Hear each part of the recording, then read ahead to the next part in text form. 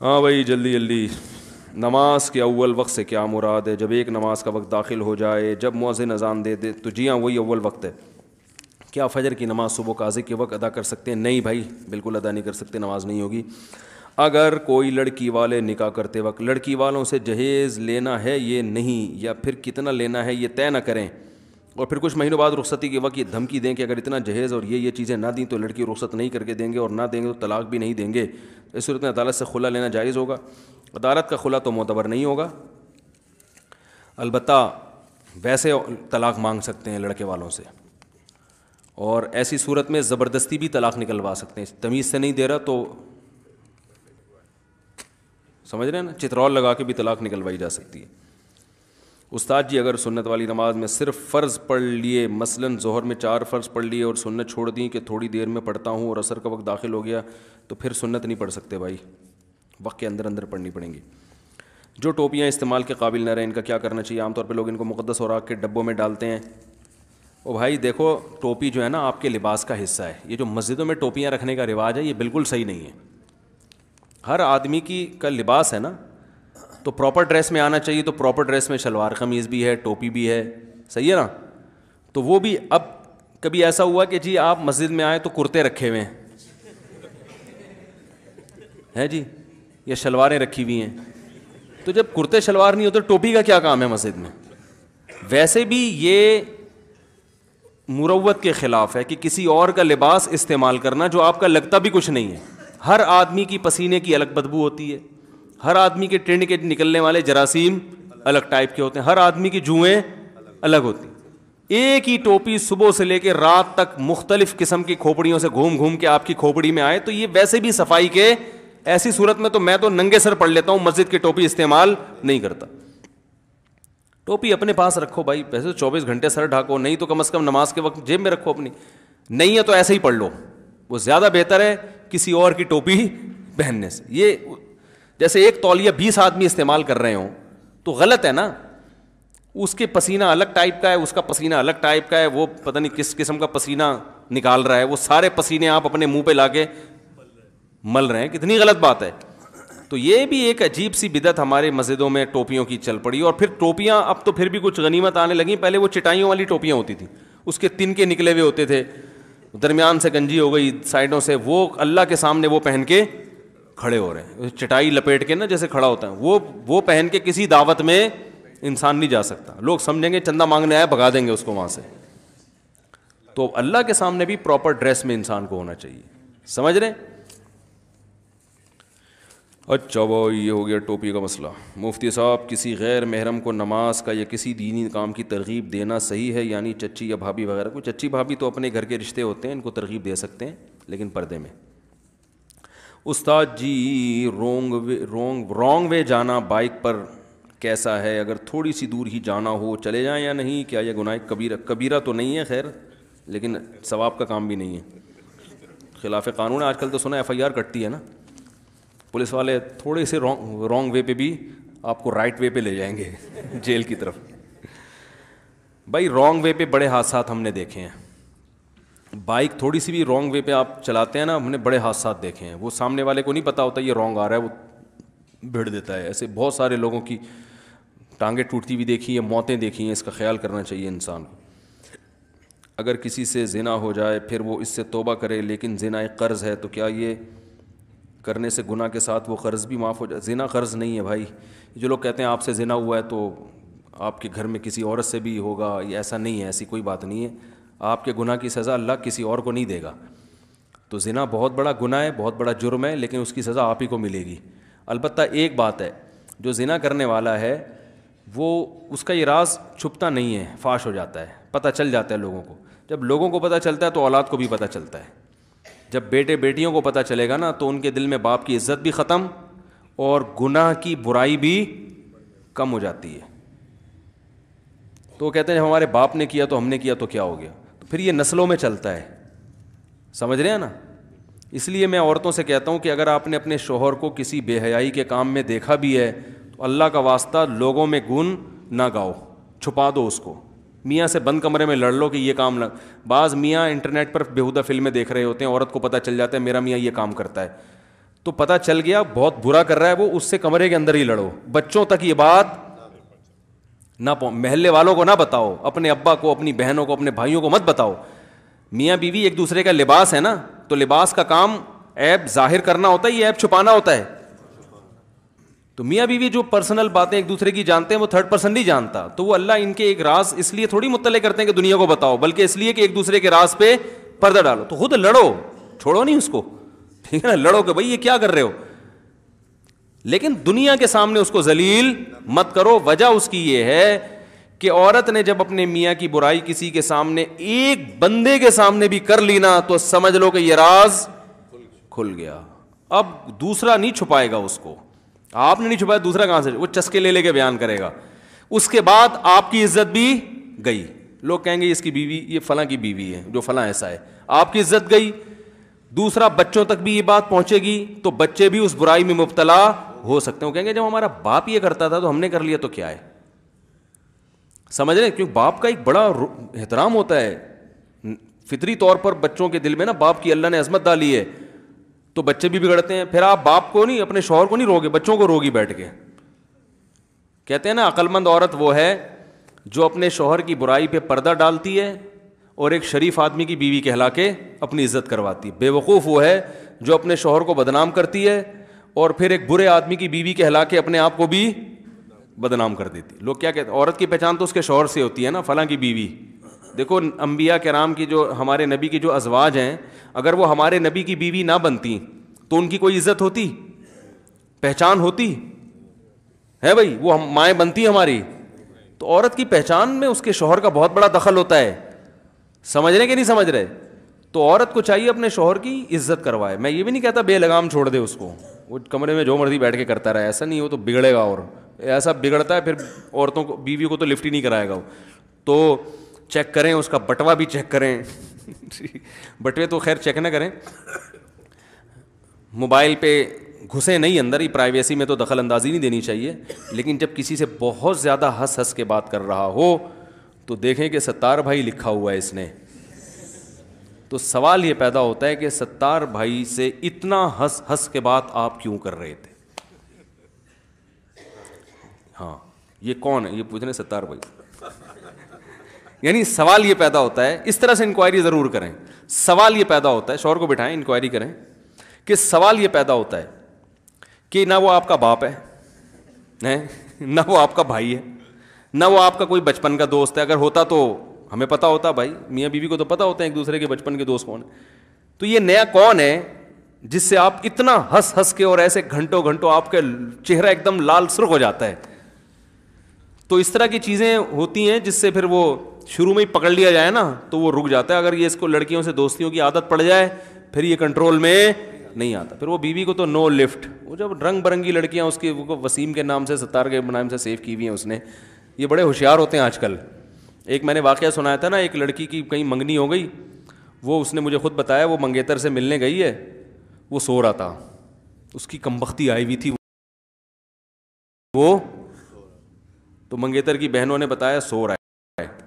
یہ ہے جائز نہیں ہے, منگیتر سے ملنا حرام ہے, لیکن آج کل چل رہی ہیں دوستیاں. تو اس نے موبائل اٹھا لیا, اس کا موبائل اٹھا کے دیکھا کہ ان کی تو محترم کے ماشاء اللہ معشوقات کی ایک طویل فہرست, ان کی منگیتروں کی طویل فہرست. تو وہ لڑکی تھی پنجاب کی نا, صحت مند قداور ماشاء اللہ, وہیں سے جوتوں سے اٹھا کے اس کی دنا دن دھنائی لگانا شروع کی. کیونکہ یہ اس کو بولتا تھا میں تمہارے لیے آسمان کے تارے توڑ کے لے آؤں گا, تم ہی ہو میری, اور یہ ہو. اس نے تو پورے میسج پڑھ لیا نا ان باکس میں گھس کے. دیکھو نکاح سے پہلے یہ میسج بھی پڑھنے کی میرا خیال ہے گنجائش ہے, کیونکہ جب کسی سے معاملات کر رہے ہو تو دیکھو یہ ہے کیسا, سمجھ رہے ہو نا. کیونکہ معاملے میں تو انکوائری کی جائے گی نا, شادی کرنا کوئی کم معاملہ تو نہیں ہے نا بھائی. کسی کو جب پیسے دے رہے ہو کاروبار کے لیے تو پہلے اس کو آزماؤ تھوڑے پیسے دے کے. تو یہ تجسس جائز ہے, کیونکہ آپ معاملات بغیر پرکھے نہیں کر سکتے. تو منگیتر کے موبائل میں گھسیں, شوہر کے موبائل میں گھسنے کی اجازت نہیں ہے. اب تو کر لی نا شادی, اب تجسس شریعت میں کیا ہے, نہ شوہر بیوی کے موبائل میں گھسے نہ یہ اس کے موبائل میں گھسے. یہ غلط چیز ہے, یہ ایک غیر خاندانی لوگوں کی علامت ہوتی ہے, بلا وجہ خام خامے جو ہے نا ایک دوسرے کی پرائیویسی میں گھس. اچھا گمان رکھو بھائی, یہ بھی اچھا یہ بھی اچھی, لیکن جب منگنی ہوئی ہے تو اس کو چاہیے تھا گھسے، وہ گھسی تو اس کو اتنے سارے میسج نظر آئے، وہ پتہ نہیں کتنی لڑکیوں کو پٹایا ہوا تھا اس نے. تو وہ تھی ماشاء اللہ پنجاب کی قداور، اس نے وہیں سے اٹھا کے اس کو دنا دن دھنائی کرنا سوتے ہوئے کو. خواب میں اس کو پتہ نہیں کیا آ رہا ہوگا، وہ اٹھا اور معافیا مانگنے لگا، بھائی غلطی ہو گئی، بھائی یہ نہیں. وہ پتہ چل گیا وہ رشتہ. پھر مجھ سے ان لوگوں نے مشورے، میں نے کہا چھوڑ دو اس رشتے کو، توڑ دو اس کو. یہ آدمی ابھی سے کم وقت اتنی لڑکیوں سے دوستیاں لگائی ہوئی ہیں، شادی کے بعد کہاں وفا کرے گا. اور وہ لڑکا اتنی معافیاں مانگی اس نے، ان لوگوں کو اطمینان ہو گیا کہ اب یہ انسان کا بچہ بن گیا ہے، اور ان کا ارادہ ہوا اب دوبارہ ہم ہاں کر دیں. پھر اس کو دیکھا کسی لڑکی کے ساتھ بائک پہ گھوم رہا ہے، وہ اتفاق سے شہر میں کسی نے دیکھ کے بتایا. تو ایسے نالائق ہوتے ہیں، معافیا مانگ کے بھی کم بخت نے. تو بھائی یہ دین اور مذہب اللہ کی بڑی نعمت ہے. مذہب کے علاوہ کون سی چیز روکے گی آپ کو؟ اللہ کا خوف اگر نہیں ہے تو پھر کون روکے گا آپ کو؟ والدہ کی صحت کے لیے دعا ہے، دل سے دعا، اللہ تعالیٰ ان کو شفا عطا فرمائے. حضرت ملک سے باہر ہوں، ان کا اپنی زوجہ کے ساتھ. یار یہ ایسے حیا کے خلاف بات جو ہے نا، مسائل تھوڑا سا کھلے عام نہ پوچھا کریں. بچے کا نام میکائل رکھ سکتے ہیں؟ رکھیں بھائی میکائل. میکائل پتہ کون ہے؟ موت کے فرشتے کا نام ہے. کہا جاتا ہے کہ اسرافیل رکھ لیں جو سور پھونکیں گے نا قیامت کا. ایک صاحب آئے ہمارے یہاں، بڑی بڑی مونچھیں ان کی، ایک دم نا جیسے دہشت ناک ٹائپ کے نہیں ہوتے. ہم نے کہا نام کیا کریں؟ قیامت خان. وہ عجیب مونچھیں، وہ ایسے بڑا قد آور. تو ہمارے استاذ نے پوچھا وہ کون آیا بھائی؟ ہم نے کہا قیامت آئی ہے. ہم نے کہا کیا کہہ رہے ہو؟ ہم نے کہا آپ ملیں گے تو پتہ چلے گا واقعی قیامت ہے. میرے دوست نے اپنے 3 دوستوں کے ساتھ مل کر گارمنٹس کے کام میں کچھ پیسے انویسٹ کیے ہیں. ہر ماہ ان کو کچھ منافع ہوتا ہے، وہ منافع 4 دوستوں میں تقسیم ہوتا ہے. میرے دوست نے مجھ سے کچھ پیسے لیے ہیں 2 ماہ کے لیے منافع، اور اس نے اپنے ایک پارٹنر کو پیسے دیے، ایک دے کر فارغ کر دیا. میرے دوست کے 2 حصے ہیں، باقی 2 حصے پارٹنر کو دیتے ہیں. دوست اپنے منافع پر سے بنیاد منافع. بھائی اتنے لمبے چوڑے مسائل ریٹرن میں پوچھا کرو. پورے تجارت کے میں تو کامن جو لوگوں کے عام فائدے کے مسائل ہیں وہ پوچھا کریں. ریٹرن میں لکھ کے دے دیں اپنا فون نمبر ڈال کے. جب سے یہ سنا ہے کہ غسل کرنے میں ایک بال برابر جگہ بھی خشک رہ گئی تو غسل نہیں ہوگا، تب سے غسل کرنا مشکل ہو گیا ہے. غسل کرتے ہوئے اسلام کے بارے میں خیال آتا ہے، اسلام کتنا مشکل ہے. بھائی اسلام نے جہاں یہ بتایا ہے کہ ایک بال کے برابر بھی خشک رہ گیا تو غسل نہیں ہوتا، وہاں یہ بھی بتایا کہ ایک دفعہ مگا ڈال کے اطمینان کر لو کہ پانی پہنچ گیا ہے، اس میں وہم نہ کرو. آپ نے کبھی مجھے وضو کرتے ہوئے دیکھا ہے؟ دیکھا ہے نا کیا اسپیڈ ہے کہ نہیں ہے؟ لوگ ادھر مصلی پہ کھڑے ہوتے ہیں، گھڑی دیکھ رہے ہوتے ہیں کہ نماز میں 8 بج کے فار ایگزامپل 8 بجے نماز ہے، لوگ دیکھ رہے ہوتے ہیں 7:49 ہو گئے، مفتی صاحب مارکیٹ سے شارٹ ہے. پیچھے دیکھ لیا، ادھر دیکھ لیا، کہیں بھی نہیں ہے. 1 منٹ میں ابھی 30 سیکنڈ باقی رہتے ہیں پورا ہونے میں. میں وضو کر کے مصلی پہ الحمدللہ کھڑا ہوا. لوگ کہتے ہیں یہ آئے کہاں سے؟ اس دوران میں ہم اوپر سے اترتے بھی ہیں، گھر سے وضو بھی کرتے ہیں، یہاں بھی آرام سے پہنچ جاتے ہیں. 30 سیکنڈ بہت ہے میرے لیے. تو میں تو وہاں لڑکے وضو کر رہے ہوتے ہیں نا مدرسے میں، تو ان سے کہتا ہوں سائڈ پہ ہو، تم گھنٹہ لگاؤ گے یار. تو نکل لی. تو یہ آپ 3 دفعہ منہ دھوئیں، پورے بال گیلے ہو جاتے ہیں. تو یہ آپ کا اپنا وہم ہے کہ آپ کو یہ وہم ہو گیا کہ بال گیلے نہیں ہو رہے. اور میں یہاں لوگوں کو دیکھتا ہوں گھنٹوں گھنٹوں پاؤں رگڑ رہے ہیں، نل کا کھلا ہوا ہے، ادھر سے رگڑ رہا ہے، ادھر سے رگڑ رہا ہے، یہاں سے رگڑ رہا ہے. ابے کیا کر رہا ہے بھائی تو؟ کیا کھال ادھیڑے گا اس کی تو؟ عجیب وہمیت، داڑیاں دھو رہے ہیں پوری یوں کر کے. تو آپ کبھی ہمیں دیکھ لیں تو پورا وضو ہو جاتا ہے. پانی نہانا بھی ایسے ہی ہے، جاؤ 2 منٹ میں آدمی پورا جسم گیلا ہو جاتا ہے. تو یہ وہم ہے، یہ اسلام مشکل نہیں ہے. آپ کو کیا ہو گیا ہے؟ وہم ہو گیا ہے. لوگ سیلری پوچھتے ہیں، اگر جھوٹ بولو تو اسلام نے منع کیا. سچ بتاؤ تو کہتے ہیں نظر لگ جاتی ہے. بھائی دیکھو ایک اصول یاد رکھیں، کسی بھی فضول سوال کا جواب نہ دیا کریں، یہ سیکھیں. کوئی آپ سے پوچھے آپ تہجد پڑھتے ہو، آپ بولو میں پڑھتا ہوں، نہیں پڑھتا ہوں، تمہیں کیا تکلیف ہے. کوئی آپ سے پوچھے کہ اب دیکھو میں لطیفہ سناتا ہوں، ایک آدمی کسی سے پوچھے تمہاری بیوی کیسی ہے، خوبصورت ہے بدصورت ہے؟ اس کو غصہ ہے، تو کیوں پوچھ رہا ہے؟ کہہ رہے جنرل نالج کے لیے پوچھ رہا ہوں. اب آپ بتاؤ، اس نے تو بےہودہ سوال کیا، آپ بولو کہ اس نے چونکہ پوچھا ہے، اگر میں غلط جواب دوں تو جھوٹ ہو جائے گا، صحیح جواب دوں تو میں اپنی بیوی کی باتیں دوسرے کو کیوں بتاؤں؟ تو یہ وہ بے وقوف ہے یا آپ بے وقوف ہو؟ آپ بے وقوف ہو بھائی. آپ بولو بھائی تجھے اس سے کیا ہے، خوبصورت ہے بدصورت ہے، کیا کرنا ہے تو نے؟ جنرل نالج تیرا مسئلہ ہے، میرا مسئلہ تھوڑی ہے. تو اسی طرح ہر سوال کا جواب، کوئی پوچھ رہا ہے آپ کی تنخواہ کتنی ہے، کیوں بھائی؟ اول تو یہ غلط سوال ہے، آپ کو غصہ آنا چاہیے بالکل بجائے کہ کیوں پوچھ رہے ہو، آپ کو میری ذاتی زندگی سے کیا واسطہ ہے. تو ہر سوال کا جواب سسرال والے پوچھ رہے ہیں نا رشتہ دینے سے پہلے، تو آپ بتائیں، اس میں چھپانا جائز نہیں ہے. لوگ اس میں بھی کہہ رہے ہیں آپ چھوڑیں یار تنخواہ کے کیا رکھے، ایسے ٹوپیاں کرا رہے ہوتے ہیں. ایک صاحب نے رشتہ بھیجا، لڑکی والوں سے کہا، لڑکی والے پوچھنے کہ تنخواہ کتنی، کہہ رہے تنخواہ اللہ کا دیا بہت کچھ ہے الحمدللہ. تو وہ لڑکی والوں نے مجھے درمیان میں انکوائری کے لیے ڈالا، بتا ہمارے اپنے رشتے دار تھے نا کہ اس سے انٹرویو لو، تو تنخواہ کا پوچھ رہے ہیں. تو اصل میں اللہ کا دیا بہت کچھ ہے، اصل تو دین ہے. میں نے کہا اصل دین ہے، لیکن ہم نے آپ سے یہ پوچھا ہی نہیں کہ اصل دین ہے یا دنیا ہے، یہ سوال ہی نہیں ہے ہمارا. ہم نے پوچھا آپ کی منتھلی ارننگ کتنی ہے. آدھا گھنٹہ ہو گیا کم بخت جواب نہیں. میں نے کہا بھائی، کہہ رہے یار اسلام میں تو یہ پیسہ ویسا کچھ نہیں ہے. میں نے کہا اسلام میں پیسہ ویسا کچھ ہے یا نہیں ہے، یہ سوال میں نے آپ سے نہیں پوچھا. جو آپ سے پوچھا وہ بتاؤ نا. وہ ایک فقیر گیا نا کسی سے بھیک مانگنے، کہہ رہے اللہ کے نام پہ 100 روپے دے دو. تو اس نے کہا اتنے ہٹے کٹے ہو کے بھیک مانگتے ہو، شرم نہیں آتی؟ تو یہ کہتا ہے میں نے آپ سے پیسے مانگے ہیں، مشورہ نہیں مانگا. جو چیز مانگی ہے وہ دینی ہے، تو نہیں تو پتلی گلی سے نکل. سمجھ رہے؟ تو ایسے موقع پہ کوئی پوچھے تو بتاؤ بھائی، صاف صاف بتاؤ یہ ہے. پھر وہ پوچھے یہ ارننگ ہو کیسے جاتی ہے، وہاں آپ نے کہہ دیا 1 لاکھ روپے. اگلا سوال لڑکی کے ابا اگر عقل مند ہوں گے تو پوچھیں گے کہ یہ 1 لاکھ کہاں سے آتے ہیں. عقل مند ہوں گے، بے وقوف ہوں گے تو کہیں گے اصل میں پیسے میں کچھ نہیں رکھ. بھائی پہلے انکوائری تو پوری کرو، آپ کو بندے کا پتہ چلے. پھر یہ بات کی چیز ہے کہ غربت دیکھنی ہے کہ نہیں. بندے کا سر سے بال سے پاؤں کے ناخن تک اسٹیٹس تو سامنے آئے نا کہ ہے کیا، یہ قوم کیا ہے، رہتا کہاں ہے، ذاتی گھر ہے، کرائے کا گھر ہے، کیا کھلائے گا کیا پلائے گا. انکوائری پوری کرو، پھر وہ بعد میں ہوتا رہے گا. اس میں جھوٹ نہیں. دیکھو ویزا میں اگر ایمبیسی میں کوئی جھوٹ پکڑا جائے نا تو ویزا نہیں ملتا، پتہ ہے نا آپ کو.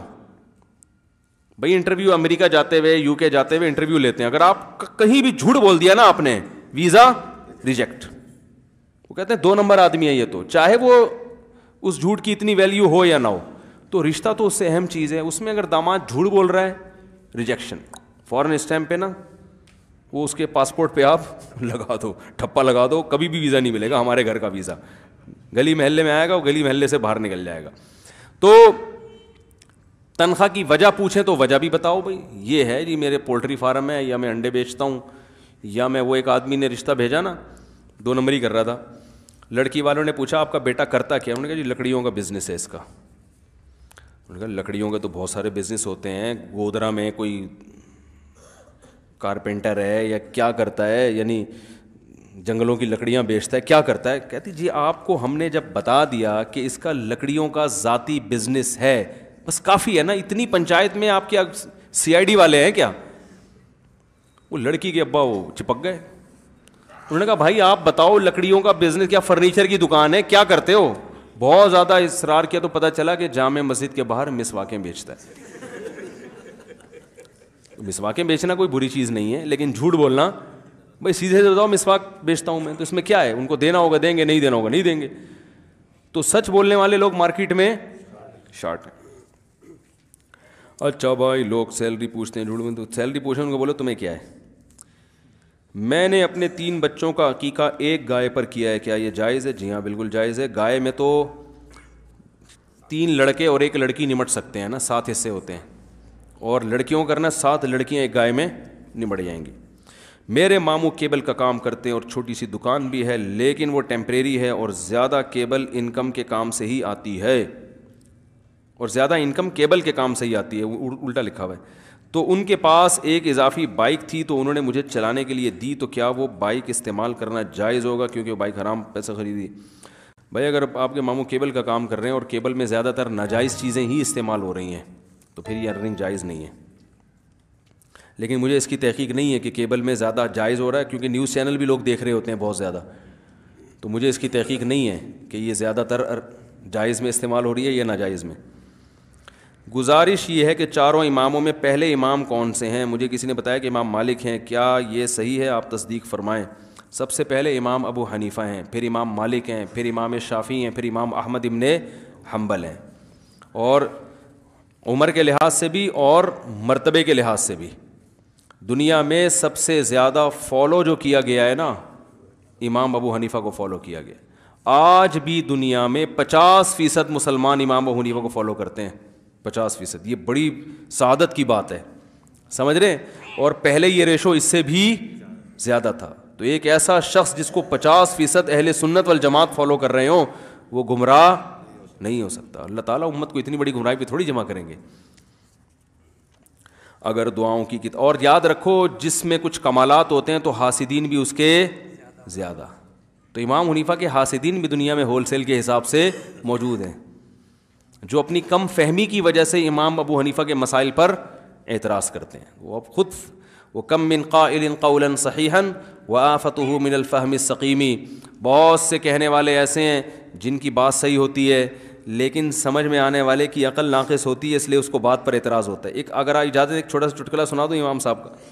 بادشاہ تھا، اس کے سامنے نا کسی نے شکایت کی امام حنیفہ کے فقہ کی کہ ابو حنیفہ نے یہ مسئلہ بیان کیا یہ حدیث کے خلاف، یہ مسئلہ بیان کیا یہ حدیث کے خلاف، یہ مسئلہ خلیفہ نے بولا. میں نے یہ بیان میں اس خلیفہ کا نام بھی بتایا، ابھی ذہن میں نہیں ہے. تو خلیفہ نے غالباً امام کرخی تھے، ان کو بلا لیا، ان کو کہا کہ ابو حنیفہ پر تو یہ اعتراضات ہیں، یہ مسئلہ حدیث کے خلاف، یہ مسئلہ حدیث کے خلاف، تو آپ کے پاس کیا جواب ہے؟ انہوں نے جب وہ جوابات دینا شروع کیے نا تو اس بادشاہ نے امام حنیفہ کی شان میں ایک شعر کہا: حسد الفتى اذ لم ينالوا سعيه فالناس اعداء له وخصوم كضرائر الحسناء قلنا لوجهها حسدا وبغضا انها لذميم. اس نے کہا کہ اصل میں ان لوگوں کو حسد ہو گیا ایک نوجوان سے، یعنی امام حنیفہ کو انہوں نے جوان سے تعبیر کیا کہ لوگوں کو حسد ہے ایک شخص سے. کیوں حسد ہے؟ اذ لم ینالوا سعیہ، کہ ان کو اللہ نے جو کمالات عطا کیے تھے یہ لوگ بیچارے ان کمالات سے محروم ہیں. جو فقہی بصیرت اللہ نے ان کو دی تھی نا، قرآن حدیث سمجھنے کا جو ملکہ دیا تھا، یہ لوگ اس سے کیا ہیں؟ محروم ہیں. اب ان کا حال ایسے ہے جیسے ایک آدمی کی کئی بیویاں ہوں اور ان کی جو ہے نا ایک بیوی بہت خوبصورت ہو، اور جو بدصورت بیویاں ہیں نا وہ اس خوبصورت بیوی کے حسن کی اعتراف کرنے کے بجائے اس کے منہ پہ حسد اور بغض کی وجہ سے کہہ رہی ہیں کہ یہ سب سے زیادہ بدصورت ہے. یہ دنیا تو دیکھ رہی ہے کہ کون خوبصورت ہے کون بدصورت، لیکن سوکنیں اعتراف کرتی ہیں. بھائی ایک چڑیل جیسی عورت بھی ہوگی نا، اس کی سوکن چاہے وہ مس انڈیا بھی ہو، تو چڑیل جیسی عورت اپنی سوکن کے مقابلے میں کیا کہے گی؟ اس کی شکل دیکھو. بھائی وہ تو سوکن ہے نا. بھائی ماں بدصورت ہے، بیٹی خوبصورت ہے، تو ماں اعتراف کرے گی میری بیٹی مجھ سے زیادہ خوبصورت ہے. بہن کے بارے میں اعتراف کرے گی، سوکن کے بارے میں کیسے اعتراف کرے گی؟ تو انہوں نے کہا جیسے بدصورت سوکن خوبصورت سوکن کے حسن کو تسلیم نہیں کرتی، ایسے ہی لوگ ابو حنیفہ کے فقہ کو، ان کی عقل کو تسلیم نہیں کرتے، کیونکہ وہ ان کے کمالات تک پہنچے نہیں ہیں. تو ایسا ہی ہے کہ جب اس کی گہرائی میں جاؤ تو پتہ چلتا ہے اللہ نے امام حنیفہ کو بہت، تبھی آدھی سے زیادہ امت ابو حنیفہ کو فالو کیا ہے. تو یہ فقہ حنفی اگر غلط ہوتا تو اللہ آدھی امت کو جہنم میں ڈال دے گا، تم غلط اسلام پہ چلتے رہے ہو، ہے بھائی.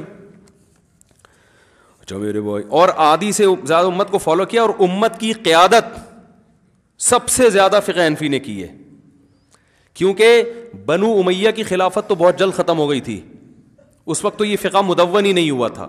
اس کے بعد جو خلافت آئی ہے بنو عباس کی خلافت، وہ تقریباً 600-700 سال چلی ہے بنو عباس کی خلافت. اس میں زیادہ تر جج جو تھے، قاضی جو تھے، جو قانون نافذ کرنے والے، وہ حنفی تھے. اور پھر اس کے بعد خلافت عثمانیہ 600-700 سال چلی ہے، وہ تو ٹوٹلی حنفی تھے. تو غیر مسلموں سے جو جہاد ہوا ہے، لڑائی، وہ تو حکومتوں نے کیا ہے نا. تو یہ صحرا بھی احناف کے سر پہ جاتا ہے، زیادہ تر جہاد انہوں نے کیا ہے، سمجھ رہے ہیں. اور یہ جو میں کہہ رہا ہوں نا 50% لوگ اس وقت بھی دنیا میں امام ابو حنیفہ کو فالو کرتے ہیں. یہ ڈاکٹر ذاکر نائک کی تحقیق ہے جو میں نے براہ راست ان سے سنی ہے. جب میری ملاقات انہوں نے کہا کہ اس وقت بھی دنیا میں 50% لوگ فقہ حنفی کو فالو کرتے ہیں، اہل سنت والجماعت.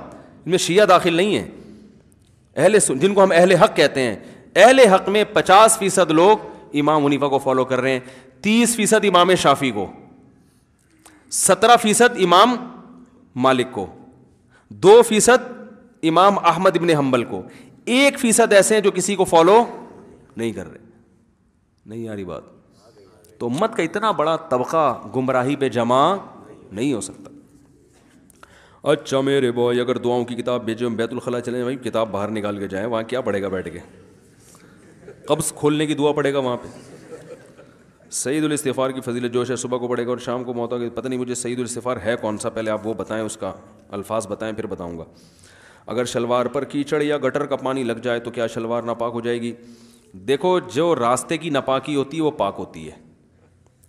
جیسے آپ جا رہے ہو, بارش کا پانی کھڑا ہوا ہے, چھینٹیں آ کے لگ گئیں, اب آپ یہ ہو سکتا ہے اس پانی میں کسی کتے نے پیشاب کیا ہو سکتا ہے یہ, تو ایسی وہم کی شریعت میں اجازت نہیں. راستے کا کیچڑ ہے, چھینٹیں ہیں, وہ سب پاک ہیں. البتہ باقاعدہ گٹر کا پانی صاف, جو گٹر ہی ہے, آمیزش نہیں ہے اس میں کسی اور, تو وہ جب لگے گا تو کپڑا کیا ہو جائے گا؟ ناپاک. اس کو آپ اتنی جگہ کو دھو لیں. میرے دوست اپنے گھر والوں سے بہت محبت کرتا ہے, اس کی عمر بھی کافی زیادہ ہو گئی ہے, وہ اس وجہ سے شادی نہیں کر رہا کہ اس کو اس کی بیوی لڑنے جھگڑنے والی مل گئی تو اسے اپنے گھر والوں سے دور رہنا پڑے گا. اس کو شادی نہ کرنے دیں بھائی, یہ بیوی کو محبت بھی نہیں دے گا, یہ شادی کے بعد بھی اپنے گھر والوں کے ہی گیت گاتا رہے گا. تو جس کو شادی, جو جوان ہوتا ہے نا, وہ چیخ چیخ کے شادی کرتا ہے, وہ تو الٹا یہ کہے گا نا, محبت کا تقاضا یہ کہ اس کی ضرورت پوری کی جائے نا. تو مجھے بھی آپ سے بہت محبت ہے, اس لیے ابو میں چاہتا ہوں آپ کی بہو بھی لے کر آؤں. صحیح ہے نا؟ امی مجھے آپ سے بہت محبت ہے, میں بہو لانا چاہتا ہوں. یہ کون سی محبت ہے کہ میں نہیں لانا چاہتا؟ تو یہ محبت صحیح نہیں ہے. ہر ایک کے لیے شادی نہیں ہے بھائی, جس کو شوق ہو اس کے لیے ہے یہ. کیونکہ پھر جن کو شوق نہیں ہوتا پھر وہ بیوی کے حقوق نہیں ادا کرتے نا. یہ گن پوائنٹ والا کام تھوڑی ہے کہ فلاں کے مشورے پہ کی ہے تو بیوی سے محبت کرے. کوئی مشورے پہ محبت کرتا ہے کہ جی آپ سے محبت کرنی ہے, اس کے لیے بھی میں مشورہ لے کے آ رہا ہوں. یہ تو جذبات ہوتے ہیں انسان کے, محبت ہوتی ہے تو کرے گا, نہیں ہوگی تو کسی کے مشورے پہ نہیں کرتا انسان. تو جن کو شوق نہیں ہے وہ نہیں کریں, بالکل بھی اجازت نہیں ہے ان کو. استاد جی کچھ معلوم نہیں ہے کہ قرآنی سجدے کتنے کرنے ہیں, یعنی سجدہ تلاوت کس طرح کرے, لا تعداد باقی ہیں. او بھائی آپ کو غلط ہے, تو اب ایک اندازہ لگا لو کہ اتنے ہوں گے, زیادہ زیادہ 1000 ہوں گے, بہت زیادہ اتنے ہوں گے نا. تو 1000 سجدے کرنے میں کیا جا رہا ہے؟ روزانہ ہر نماز کے ساتھ 2-4, لیکن نمازوں کے بعد مسجد میں سجدے کرنا مکروہ عمل ہے, کیونکہ اس سے لوگ اس کو نماز کا حصہ سمجھیں گے. گھر میں جا کے روزانہ 10 سجدے کر لیا کرو, 1 سال میں ختم ہو جائیں گے انشاءاللہ. بلکہ 1 سال میں 365 دن ہوتے ہیں, 365 کے تو 3000 غریبی ہو جائیں گے وہ. تو روزانہ 10 کر لو, ہو جائیں گے. الگ نہیں ہو سکے تو ساس اور نندوں کا رویہ کیسا ہونا چاہیے؟ جس دن اسرائیل اور فلسطین میں دوستی ہو گئی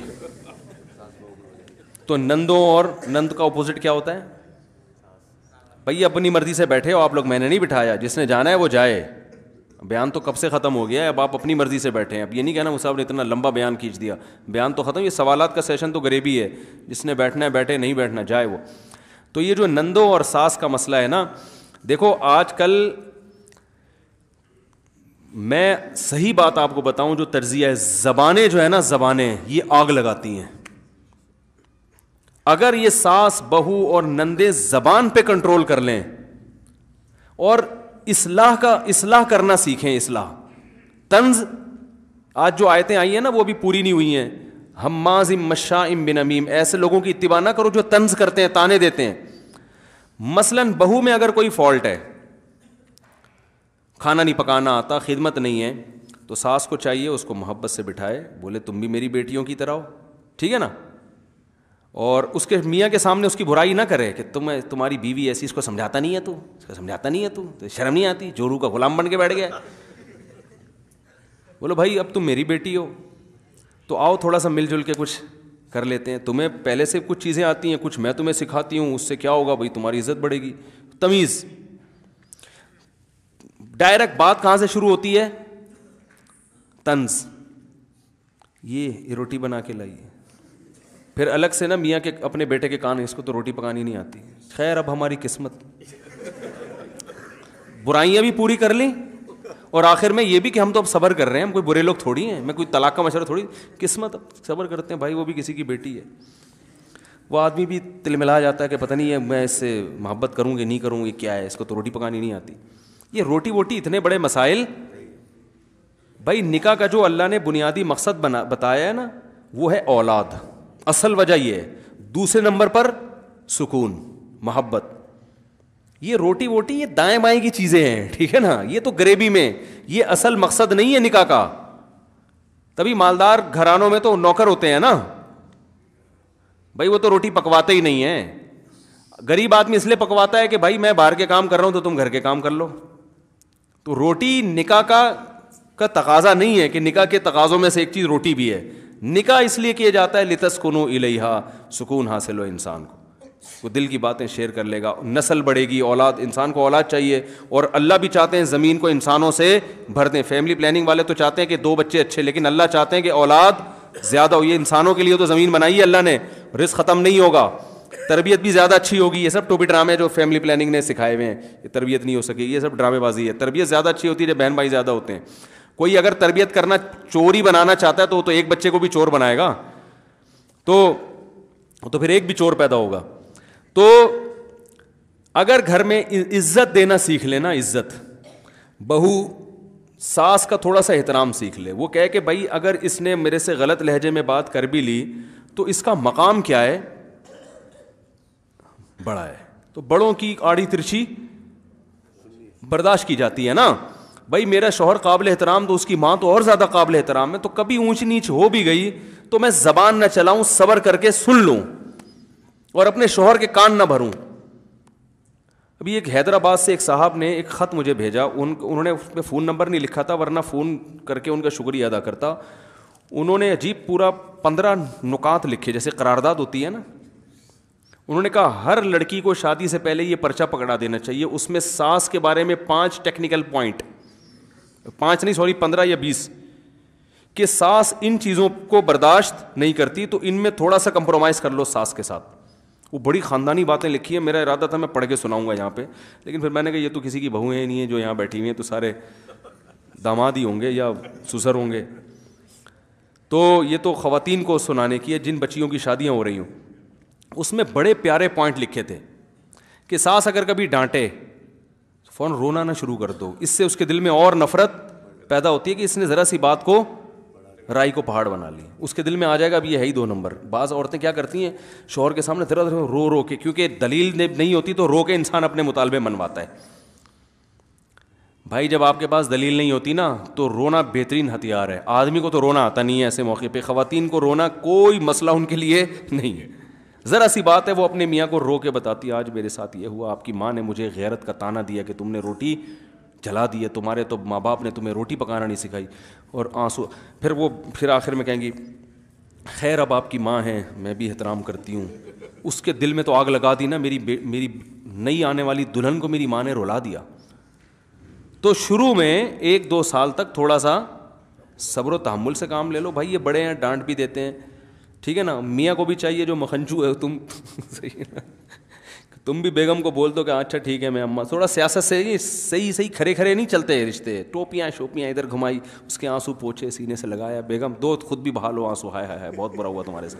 اچھا ادھر امی کو جا کے سمجھایا اماں ٹھیک ہے میں اس کے میں کچھ رات تو میں نے اس کو لگ کے چماٹ مارا ہے, ٹھیک ہے. رو رہی تھی, اس کو نہیں بتاؤ رو رہی تھی, اس کو بولو بس یہ میرے سے شکایت, میں تو آپ کو پتہ ہے میں تو آسرا ہی نہیں کرتا. اماں بڑی خوش ہوگی, بولے کہ واہ میرا بیٹا تو چنگیز خان کی اولاد میں ہے ماشاء اللہ.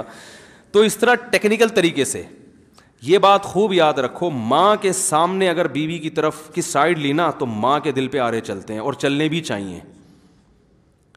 ایک دفعہ میں نے بیان کیا تھا کہ ماں کے سامنے بیوی سے ریزرو رہا کرو, زیادہ فری نہ کراؤ اس کو ماں کے سامنے. اس کو بولو اماں جب بڑے بیٹھے ہیں تو یہ بڑے ہی سب کچھ ہیں, بند کمرے میں آپ میری بیوی ہو, یہاں سب کچھ ہماری اماں ہی ہیں, سب کچھ ہم نے توجہ ان کو دینی ہے.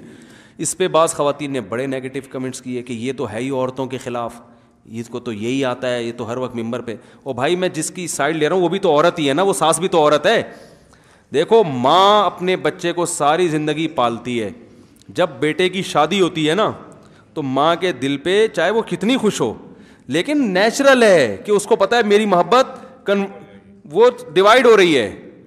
وہ شروع میں نوٹ کرتی ہے کہ میرا بچہ شادی کے بعد بدلا تو نہیں ہے, چاہے وہ شروع میں آپ کو لفٹ نہ کراتی ہو, یعنی شادی سے پہلے لفٹ نہ کرا, شادی کے بعد لازمی محسوس کرتی ہے. اور ان ابتدائی دنوں میں بیٹے کو چاہیے وہ ماں کو یہ باور کرائے کہ بیوی آنے کے بعد میرا آپ سے محبت والا تعلق میں بال برابر بھی فرق نہیں آیا ہے, تو اس کے لیے یہ کرنا پڑے گا. وہیں بیٹھے ہوئے نا ماں کے سامنے بیگم کو لقمہ بنا بنا کے کھلا رہا ہے, بیگم تم آئیے, ماں بولتی ہے مجھے تو زندگی میں کبھی لقمے نہیں کھلایا. ایک صاحب نے مجھے کہا میری شادی ہوئی ہے, میں پھل فروٹ لے کر آتا ہوں اور چپکے سے چھپڑ میں کمرے میں میری ماں دیکھ لیتی ہے تو بڑا غصہ کرتی ہے, تو حضرت اب میری بیوی ہے میں اس کو کھلا بھی نہیں سکتا. میں نے کہا آپ اپنی بیگم کو کھلائیں, کس نے منع کیا ہے؟ تو ماں بولے گی ہمارے لیے تو کبھی نہیں آیا. تو یہ تو ماں کی تکلیف بالکل بجا ہے. میں نے کہا بیوی کو نہ سمجھ میں آیا نا یہ تکلیف, تو اس سے بولنا جب تو ماں بنے گی اور تیرا بیٹا یہ کرے گا نا تو پھر دیکھیں تیرے دل پہ کیسے آرے چلتے ہیں. ماں سے مقدس رشتہ خدا کی قسم اللہ نے کوئی پیدا کیا نہیں ہے. اتنی محبت تھوڑے دن کی تھوڑی ہے, ساری زندگی کھلا کھلا کے تھک گئی, اب وہ کیسے برداشت کرے گی؟ تو اس میں تھوڑا سیاست سے, ہم یہ نہیں کہہ رہے بیوی کو محبت نہ دو بھائی, سیاست یہ ہے کہ ماں کے سامنے بیوی کے سائڈ نہ لو, ختم ہو گئی اس میں. ادھر زیادہ محبت کی باتیں جو خاندانی لوگ ہوتے ہیں وہ یہی کرتے ہیں, بھائی ادھر بیٹھو تمیز سے, تمہاری اماں میری ماں بیٹھی ہوئی ہے بس صحیح ہے, آرام سے ادھر بیٹھو. جی امی کیا آپ بتائیں کیا پکے گا؟ وہ بیگم کہہ رہی ہے آج یہ پکے گا, ماں کہہ رہی ہے پکے گا. بھائی ماں جو کہیں گی وہ پکے گا گھر میں, یہ کیسے ہو سکتا ہے؟ ابھی تم نہیں آئی ہو جو تم کہہ رہی ہو وہ پکے گا. اب عورتیں کیا کہتی ہیں ہماری تو اس گھر میں کوئی عزت ہی نہیں ہے, میری مرضی سے تو کچھ پک بھی نہیں سکتا. بولو بھائی پکے گا, تھوڑا سا صبر کر لو, تھوڑا سا ماں کو عزت دے دو, کچھ دنوں کے بعد یہ خود کہے گی کہ جو بہو کہہ رہی ہے نا وہ پکاؤ گھر میں. بڑوں کا اللہ نے دل دیا ہوتا ہے, وہ کبھی نہیں چاہتی. یہ چند سیاسی غلطیاں ہو رہی ہوتی ہیں شروع میں, جس کی وجہ سے معاملہ ایسی تلواریں نکلتی ہیں نا, پھر فلسطین اسرائیل کے مسئلے کو انسان بھول جاتا ہے. جو ساس بہو کے جھگڑے, وہ بڑے کو عزت چاہیے چھوٹے سے, بس سمجھ رہے ہو نا, کہ جواب نہ ملے, میں کبھی ڈانٹ بھی دوں تو جواب نہ ملے آگے سے, برداشت کر لو. اور چھوٹے کو یہ چاہیے کہ اس کو تانے نہ دیے جائیں, اس کو کوئی بات سمجھانی ہے تو تمیز سے سمجھا دو. عزت دار آدمی جو ہے نا وہ تمیز سے بات سنتا ہے, بدتمیزی سے. آپ ساس ہو اگر اس کو محبت سے سمجھا دو کہ بیٹا روٹی تمہیں پکانی آتی ہے, بہت اچھی پکاتی ہے, تھوڑا اور محنت کرو گی تو اور اچھی پک جائے گی. اور بیٹا دیکھو جب گھر میں آیا کرے نا کوئی, وہ تمہارا میاں آیا کرے تو, یا میں آیا کروں تو صرف پوچھ لو پانی کا. ویسے تو تم پوچھتی ہو لیکن اب کیا سمجھاؤں میں کوئی ساس تھوڑی ہوں.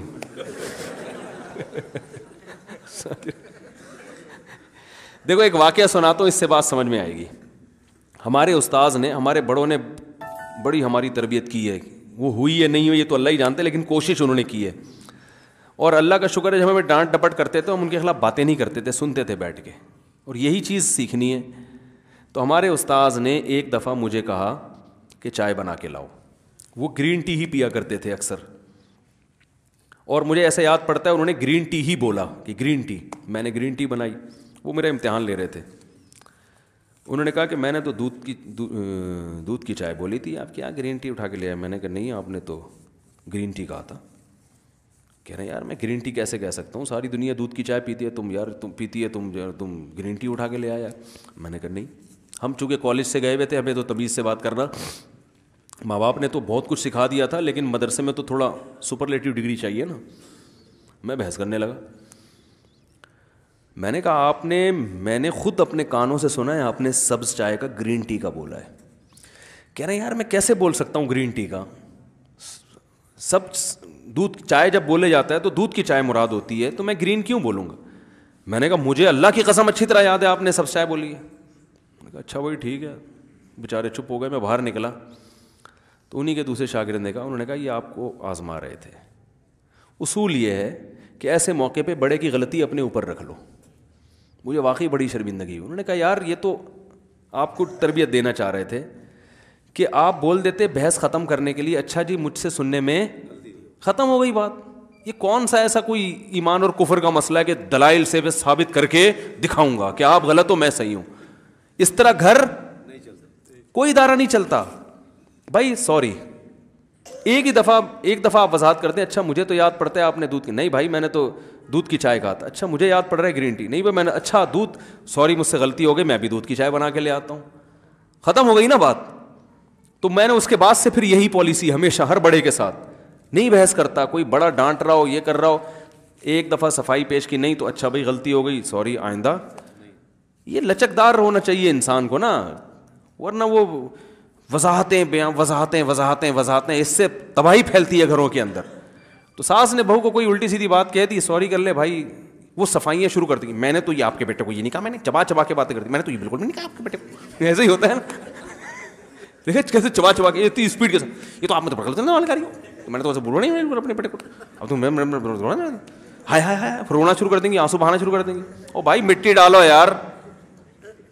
پھر ہمارے شیخ نے ایک دفعہ مجھے بلایا, میرے ایک استاذ نے مجھے ایک ایسا کام کا حکم دیا جو ہمارے شیخ اس کام کے خلاف تھے. شیخ کی رائے یہ تھی ایسا نہیں ہونا چاہیے, میرے استاذ کی رائے تھی ایسا ہونا چاہیے. مجھے جب بلایا ہمارے شیخ نے, انہوں نے کہا تم نے یہ کام کیوں کیا ہے؟ اب مجھے پتا تھا مجھے تو بڑے استاذ نے حکم دیا ہے. اب میں نے کہا اگر میں ان کا نام لوں گا تو بدنامی ان کی ہوگی نا, وہ بھی میرے استاذ ہیں. تو میں نے بلی اپنے اوپر ڈال دی. میں نے کہا وہ میری غلطی ہو. حضرت اتنا غصہ ہوا, حضرت نے مجھے کھڑا کر دیا ایک ٹانگ پہ, خانقاہ میں نا ایک ٹانگ پہ کھڑے ہو جاؤ, ٹھیک ہے نا, سزا کے طور. میں کھڑا رہا اور پاؤں میں نے نیچے کر لیے, تو بات ختم ہو گئی. لیکن وہ استاذ مجھ سے بڑے خوش ہوئے, انہوں نے کہا یار بڑا جگر ہے. تو میں نے کہا ہم نے آپ لوگوں سے ہی سیکھا ہے بھائی یہ, کہ وہ ان کی غلطی اپنے اوپر. بھائی ہم ان کو بلا وجہ اب تو کچھ نہیں بھی کیا ہو تو بولے ان نے بولا تھا. بچے ایسے کر رہے ہوتے ہیں نا. ایک دفعہ میرے یہ جو بیٹا بیٹھا ہوا تھا نا, ایسے کھڑے ہوئے تھے, یہ کوئی گھر میں کوئی چیز ٹوٹ گئی, تو میں یہ جو بیٹھا ہوا تھا نا ابھی اسی سے پوچھ رہا تھا میں نے کس نے توڑی ہے, تو یہ ایسے اشارہ کر رہا ہے, ایسے کر رہا ہے کہ اس کو پتہ بھی نہ چلے. مجھے بڑی ہنسی آئی, اس نے توڑا. بچے ایسے کر رہے ہوتے ہیں.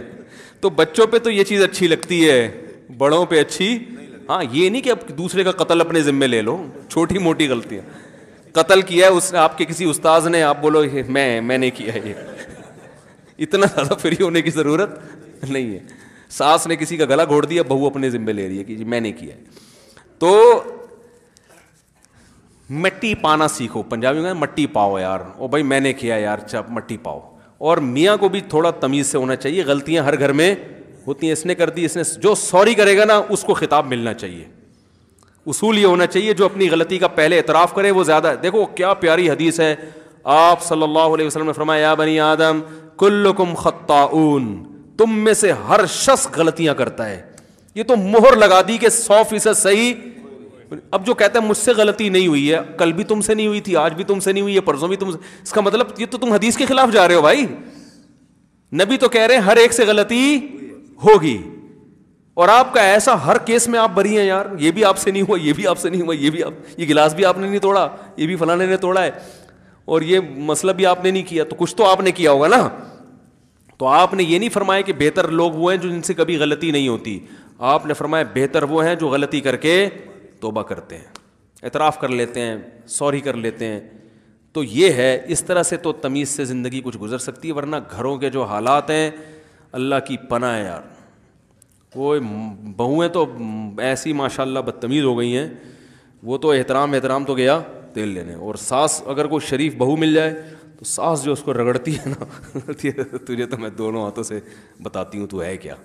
تو بس ایسے ہی چل رہا ہے. اسی وجہ سے پھر کہا جاتا ہے یار الگ رکھو, اس لیے کہ اتنی تمیز سکھانے میں اتنا ٹائم لگے گا کہ یہ گھر ایک لڑائی کا, وہ پھر اتنی پیچیدگیاں پیدا ہو چکی ہوتی ہیں کہ وہ بہت ہی بڑے مسائل کھڑے ہو. اس لیے ہم آج کل مشورہ یہی دیتے ہیں, وہ بھائی پہلے الگ گھر کا انتظام کرو, بیگم کو ادھر لے کر آؤ, ادھر لے کے آؤ نہیں, پھر اس کے بعد تمیز کے کورس وغیرہ کر لو, آپ ورکشاپیں کرو, تمیز سے بات کیسا کرنا ہے پہلے الگ.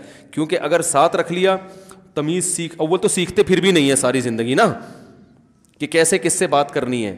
تو اور اگر سیکھ بھی لیں گے تو سیکھنے کے دوران جو اتنے پھڈے ہو چکے ہوتے ہیں, وہ اتنے پیچیدہ معاملات ہو چکے ہوتے ہیں کہ اب تو ہر صحیح بات کا مطلب اس نے غلط لینا ہے, اور اس کی ہر صحیح بات کا مطلب اس نے بھی غلط لینا ہے. پھر مار دھاڑ کے الگ ہو گئے, اس سے بہتر نہیں ہے کہ پہلے الگ ہو جاؤ. تو مائیں تانا دیتی ہائے ہائے ہائے میں نے پالا آج الگ ہو گیا. اماں سے بولو اماں الگ نہیں ہوا میں, آپ بھی تو اپنی اماں سے الگ ہی ہو کے یہاں آئی ہو نا بھائی, اور میرے ابا کو بھی آپ نے الگ کیا ہے. اگر آپ کی ساس اب تک آپ کے ساتھ ہوتی تو اب تک آپ زندہ رہتی, آپ مجھے بتاؤ. آپ کی زندگی کا تو راز یہی ہے کہ آپ کی ساس سے آپ الگ ہوئی تھی, تو کسی اور کو بھی جینے دو کچھ دن. یہ اتنی تمیز سے کہیں نہیں, یہ کلیئر کٹ بات. دل میں یہ رکھیں, کہنے کا اسٹائل تھوڑا سا ڈفرینٹ ہونا چاہیے. وہ پھر اسٹائل پھر آپ عین وقت پہ آپ